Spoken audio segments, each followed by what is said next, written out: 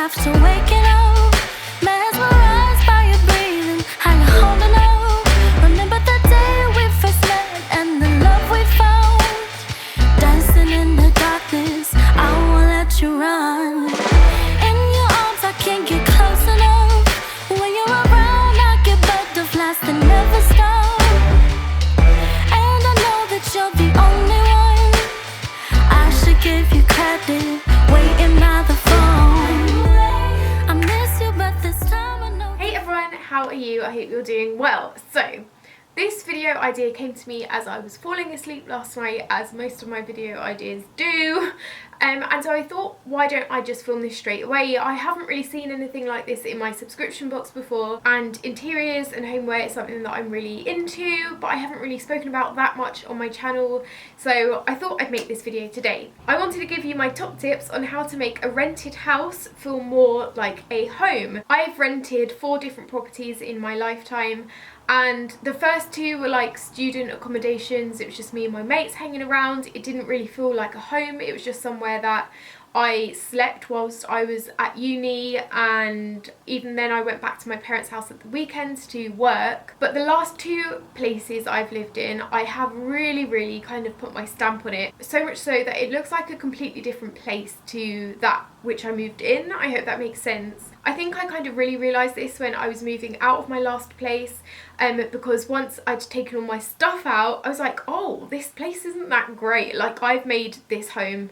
incredible. And I kind of feel like that with the place I'm living in right now. So stop waffling, Katie, come on now, get to the point. Today I'm going to give you some of my quick tips and tricks on how to make a rented house feel more like a home, and today I'm going to be starting with the living room. I'm going to insert some pictures here of what this room looked like when I first moved in. I think I've got some video footage of me showing you around on the day I moved in as well, and then I'm going to insert some pictures of what it looks like now. I'm still waffling, but I wanted to say this as well. Whenever people come around to my house, they always really like, oh my god, this is so nice, like this really feels really cozy. I think that's the main word that I get when people come round. They're like, oh, I didn't like, it's so cozy, it really feels like yours, it feels like a home. And that's why I wanted to make this video, because it's really quite easy to add your own touch to a rented home, as long as you cover the walls up and any like mess you've made afterwards before you move out.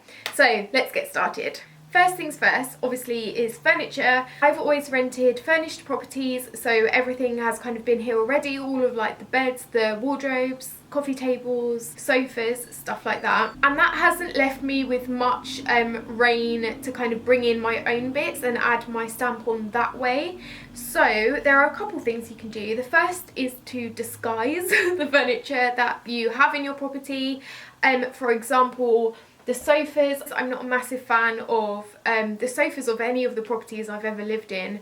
So fur throws, blankets, cushions, drape them over. This can be quite haphazard, it doesn't have to look perfect. I like I guess my look is a bit shabby chic, a bit like rustic. I really like the whole kind of like masculine kind of look as well. So I've just like thrown some fur throws over both of my sofas in my living room, and that just disguises them, makes it look a little bit more cozy. Also, if you have some furniture of your own, for example, I had 2 coffee tables, one of which I bought and one of which I spotted on the street. Someone was getting rid of it down my parents' road, so I picked it up and I was like, I'm having this, this is not going to the tip, this is going to be used and loved. And so I have 2 coffee tables. I obviously didn't need the coffee table that was in this place, so you can always ask your landlord if they could kind of keep that, move that into their property. If you don't need it, I'm sure they would be happy with that. My landlord is certainly happy with that. But having little bits of your own furniture here and there really make a difference, because it will feel more like your home and it will be more in the style of furniture that you like anyway. My second tip is plants and trinkets. I have a fireplace in my living room, and I have really kind of taken advantage of having that to display some little bits and bobs that I really like in the style that I like. So I have a lot of plants, I have a lot of cacti, little trinkets that really match kind of my style. I have plants all over the living room, most of which are actually dying. Yeah, adding a little bit of greenery and like little trinkets here and there really help make a difference. Thirdly, wall decorations. I know that it's a bit tricky with rented properties. You have to ask your landlord before you go like putting stuff on the walls, but I'm sure most of them would be absolutely fine with that as long as you kind of fill in the holes and paint over them once you're leaving. So I've popped a stag on kind of like the statement wall in this room. Instantly just adds something a little bit different. I've also added a couple of framed prints on the wall from a designer. I will leave their link down below. They're basically I love maps. I love maps. I love stags and antlers and cacti and like stuff like that. So these prints are really cool because they're like cool graphic designed maps. I've also hung a humongous mirror in this room as well, which is opposite the windows, so it makes the room look a little bit bigger because the light is reflecting off of it. It looks really cool. And I've also changed the light fitting in this room as well. I got this amazing stag antler kind of like candelabra-esque light fitting for this room, and oh, it just makes the room feel so much more cozy and my style. Obviously I am going to have to change all of this back when I leave, but that's not a problem because I want this place to feel like a home. Fourth tip, a rug always helps. Again, you can't go stripping out the carpet of the places you're renting, but if you put down a rug, it really helps to kind of like bring your colour palette together and disguise the carpet of the flat that you're already living in. Fifth tip? Candles. I kind of express how much I love candles when I have house guests visiting. I basically, when I have someone coming round, I light a candle in every single room, and each room has its own fragrance and its own feel, and that is one of my favourite things about hosting in general. I love candles. So my kitchen normally has a really kind of sugary sweet candle burning, like a vanilla or like a Yankee snowflake cookie kind of scent going on.